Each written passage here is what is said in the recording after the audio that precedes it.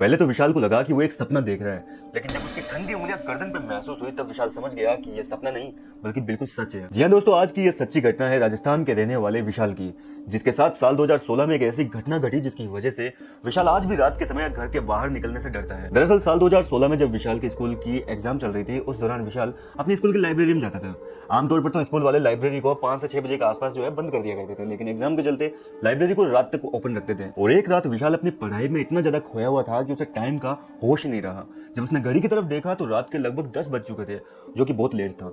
और विशाल ने सोचा कि एक दो पन्ने बाकी बचे हैं, इनको कंप्लीट कर लेता हूँ, फिर आराम से घर चला जाऊंगा। लेकिन इतने में विशाल को बाहर कॉरिडोर में किसी के चलने की आवाज आई, जिसकी वजह से विशाल काफी डर गया, क्योंकि लाइब्रेरी में जो है विशाल के अलावा कोई और था ही नहीं। और विशाल डर के मारे जल्दी से अपनी किताबें समेटता है, बैग में रखता है और रवाना हो गया। लेकिन बाहर जैसे ही वो कॉरिडोर में पहुंचा तो काफी अंधेरा सा माहौल था वहां पर, और उसको एक औरत खड़ी दिखाई दी।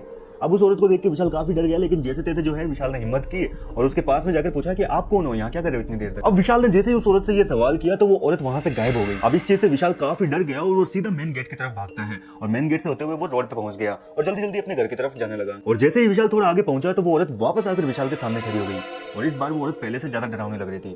फटी पुरानी उसकी साड़ी थी, उसके हाथ जो थे वो ऐसे मुड़े हुए थे जैसे कि किसी ने पकड़ के मोड़ दिए हो, उस तरीके से दिख रहे थे।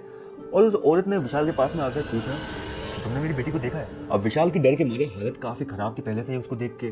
अब विशाल ने जैसे तैसे डर के हिम्मत की और ऐसे इशारा कर दिया कि वो वहां पे, और इतने में वो औरत जो है विशाल के सामने से गायब हो गई और उस तरफ चली गई। और वो औरत विशाल के सामने से इतनी तेजी से गई कि 1 सेकंड में गायब हो गई वहां से। और इतने में उस औरत की चिल्लाने जोरदार आवाज आई कि वो यहाँ पर नहीं है। और ये चीख इतनी तेज थी कि विशाल डर के मारे बेहोश होकर वहीं गिर गया। और अगली सुबह जब विशाल को होश आया तो विशाल अपने घर वालों के साथ था, जहाँ उसके आसपास जो है उसके पड़ोसी लोग भी आए हुए थे। और उन्हीं लोगों में से किसी ने बताया कि जब स्कूल का काम चल रहा था उस दौरान स्कूल में काम करने वाली एक मजदूर औरत की बेटी वहीं पर दबकर मर गई थी।